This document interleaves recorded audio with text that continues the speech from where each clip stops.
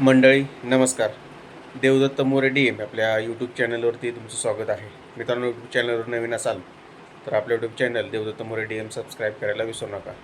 मंडळी, उद्या 10 मे भोव्याचं ओपन बैलगाडी शर्यत मैदान अध्यक्ष केसरी शिरवळ या ठिकाणी हे भव्य असं ओपन बैलगाडी शर्यत मैदान मित्रांनो पार पडत आहे.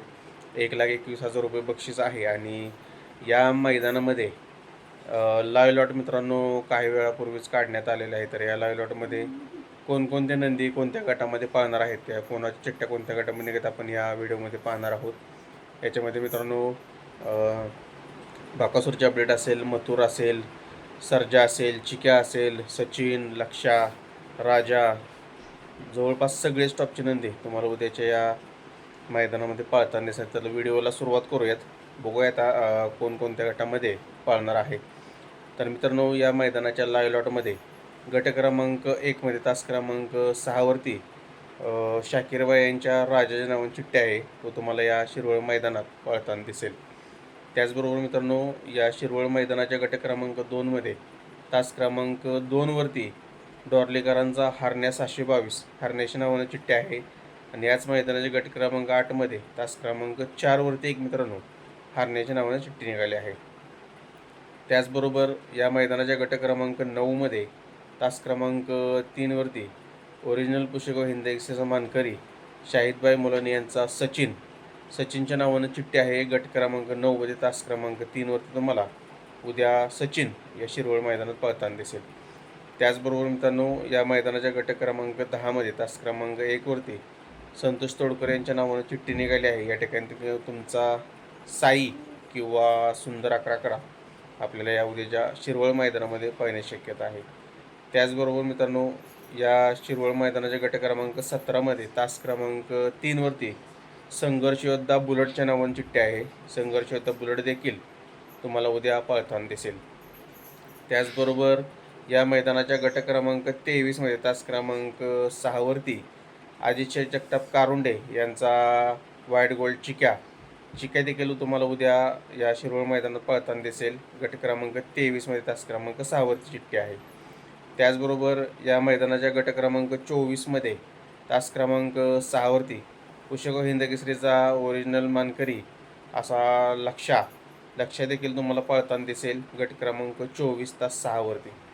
त्याचबरोबर मित्रांनो, या मैदानाच्या गट क्रमांक 25मध्ये तास क्रमांक 3वरती सुभाष तात्या मांगडे निसर्ग गार्डन कात्रज या नावानं चिठ्ठ्या या ठिकाणी तुम्हाला तात्यांचा सुंदर किंवा वजीर पळताना दिसेल.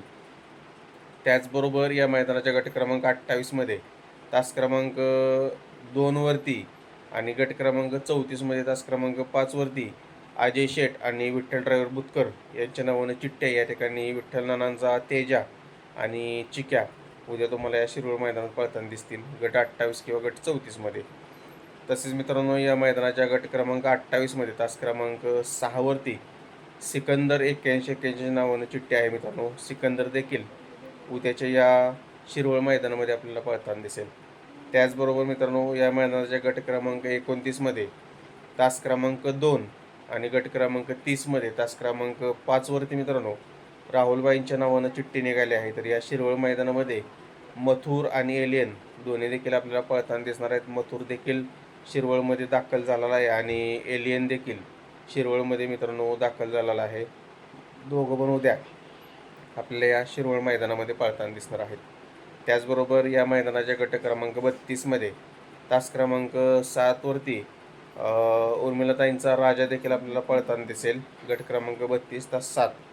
त्याचबरोबर या मैदानाच्या गट क्रमांक 35मध्ये तास क्रमांक 3वरती सातारा एक्सप्रेस बल्मा हरिण बल्माच्या नावानं देखील चिठ्ठी आहे गट क्रमांक 35मध्ये तास क्रमांक 3वरती.